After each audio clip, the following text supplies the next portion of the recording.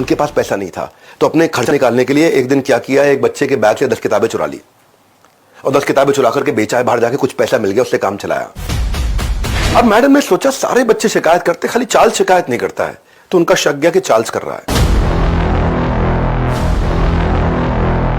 जो ये वचन देता था कि मुझे एक आदमी से मिलवा दो और थोड़ी देर में वो मेरा फैन हो जाएगा, मेरा मित्र बन जाएगा, मुझसे प्रेम करने लगेगा और उसकी थोड़ी देर में मैं उसका मर्डर भी कर दूंगा, उसको लूट के भी चला जाऊंगा।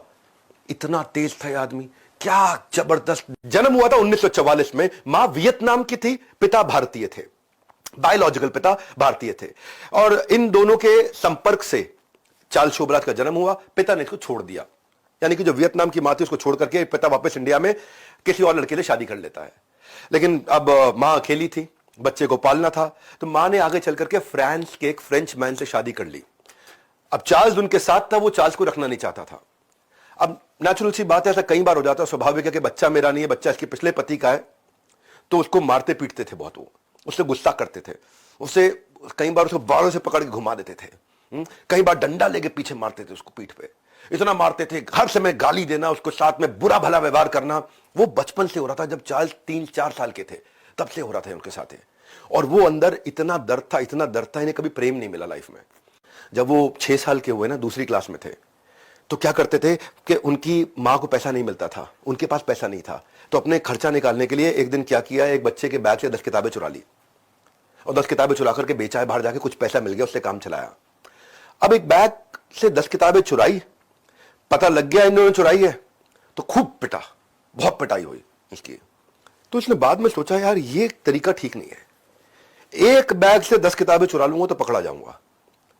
ये इतना जीनियस था उस उम्र में, इतना दिमाग इसी तरफ चलता था, पढ़ाई में नहीं चलता था, का हर बैग से एक एक किताब निकालूंगा, एक बैग से 10 किताब तो पकड़ा जाएगा, हर बैग से एक एक किताब चुरा लूं तो किसी को नहीं पता चलेगा। एक किताब कम है भाई, आपके बैग में 10 थी, आज 9 रह गई, तो ला घर पे रह गई होगी, एकदम शक नहीं जाता। 1 साल तक ये करता रहा, चौक मिल जाए वो जाके बेचा है, पेंसिल मिल जाए वो जाके बेचा है, पानी की बोतल मिले वो जाके बेचा है।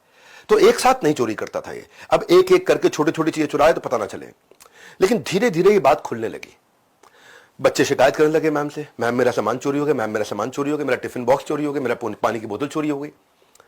अब मैडम ने सोचा सारे बच्चे शिकायत करते, खाली चार्ल्स शिकायत नहीं करता है, तो उनका शक गया कि चार्ल्स कर रहा है, और उन्होंने चार्ल्स पे सर्विलेंस बढ़ा दी, छुप के बाहर से कमरे से देखने लगी कि अब इस समय लंच ब्रेक में चार्ल्स कमरे में गया है, सारे बच्चे बाहर खेल रहे हैं, और तब देखा उन्होंने चार्ल्स जो है उठा के एक पेंसिल बॉक्स अपनी जेब में डाल के निकला, पकड़ लिया उन्होंने, शक ठीक निकला, खूब पीटा, उनको स्कूल से टर्मिनेट कर दिया गया, उसको खूब मार पड़ी, बहुत बेइज्जती हुई।